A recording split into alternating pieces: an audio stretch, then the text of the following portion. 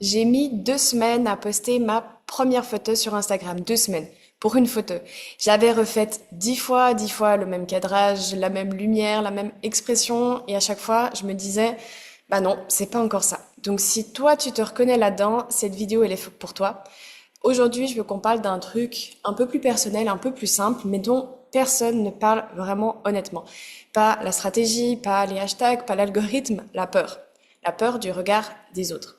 Parce que je sais que ce qui bloque la majorité des femmes, et moi la première, c'est pas le manque d'idées, c'est pas le manque de talent, c'est vraiment cette petite voix dans la tête qui te dit, et si les gens me jugeaient?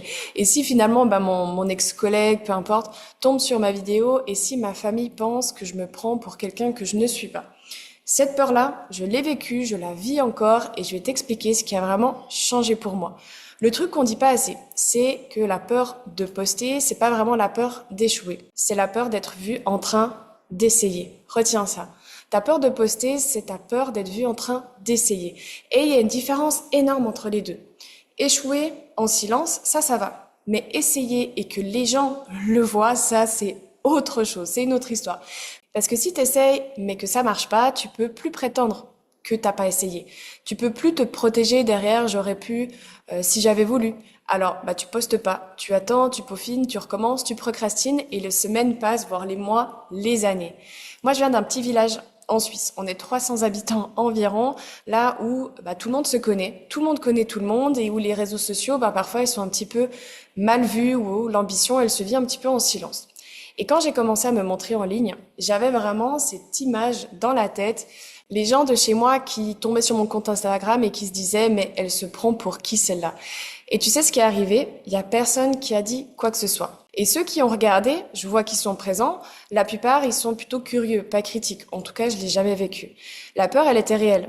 La menace, par contre, elle était dans ma tête. C'est moi et ma tête qui me paralysaient automatiquement.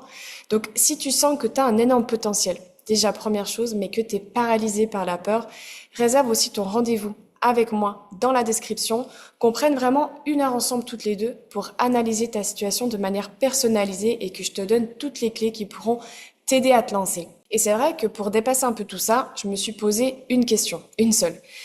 J'ai mis dans la balance, qu'est-ce qui me coûte le plus cher? Est-ce que c'est de rester dans une vie qui me ressemble pas, où je n'exploite pas finalement ce que j'ai vraiment envie de donner, d'apporter au monde extérieur, ou est-ce que je prends le risque que quelques personnes jugent?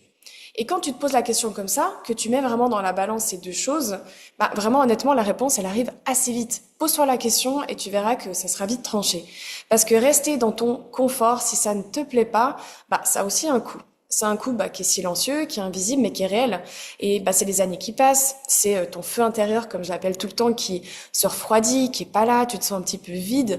Et en fait, ça continue, c'est un cercle vicieux et c'est de plus en plus présent à chaque semaine finalement où tu prends pas de décision. La peur du regard des autres, c'est un obstacle réel et il n'y a pas assez de personnes qui parlent de ça. Et je vais pas te dire un truc du style, c'est dans ta tête, ne t'inquiète pas, c'est facile. C'est pas facile de passer. Mais c'est un obstacle qui se traverse, pas qui se contourne. Il faut le traverser, il faut le prendre en plein dedans. Et en fait, la seule façon de le traverser, c'est de faire malgré la peur. Ça va pas être parfait, tu vas avoir peur, mais fais-le quand même. Ce que j'ai vraiment compris avec le temps, maintenant, ça fait 1 année et demie, 2 ans que j'ai démarré, plus tu fais, plus tu t'en fous. Pas parce que tu deviens insensible, mais parce que tu te rends compte finalement que les gens, ils pensent pas autant à toi que tu ne le crois. Ils ont leur propre vie, leur propre peur, leurs propres doutes. Et ceux qui regardent vraiment ton contenu, qui sont présents là chaque jour, ça c'est les bons. C'est ceux pour qui tu crées, ils ne sont pas là pour juger. Ils sont là parce que tu dis quelque chose qui leur parle.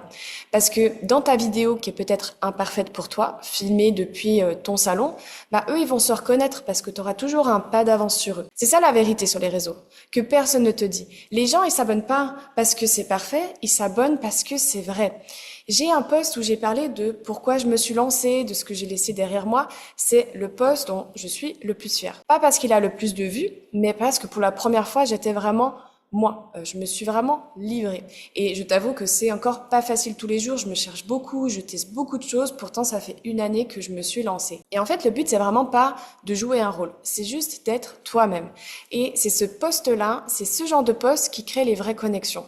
Alors si tu es là à attendre le bon moment pour te lancer, à refaire ta première vidéo pour la 5e fois, C'est pas grave, mais je veux que tu entres ça dans ta tête. L'entrepreneuriat, ça nous libère de nos peurs.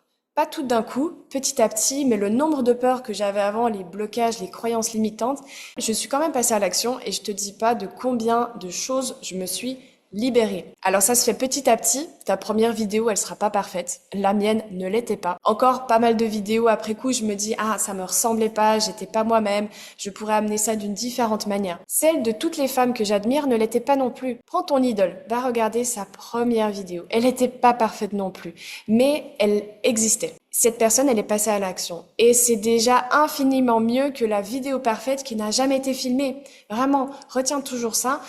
Pour pouvoir apprendre, il faut le faire. La vie, ça brûle. Et vraiment, ça c'est cette phrase que je répète tout le temps, la vie ça brûle. Et si ça brûle pas, c'est que t'es pas au bon endroit, c'est que tu ne vis pas. Alors vraiment, à toi de jouer. Si tu sens que t'es prête à aller plus loin, pas juste pour poster, mais pour construire quelque chose de vrai, qui te ressemble. J'ai mis le lien en description pour qu'on puisse analyser ta situation de manière personnalisée ensemble. Et si tu viens d'Instagram, écris-moi le mot peur sur mon compte pour que je sache aussi de quelle vidéo tu viens. À bientôt.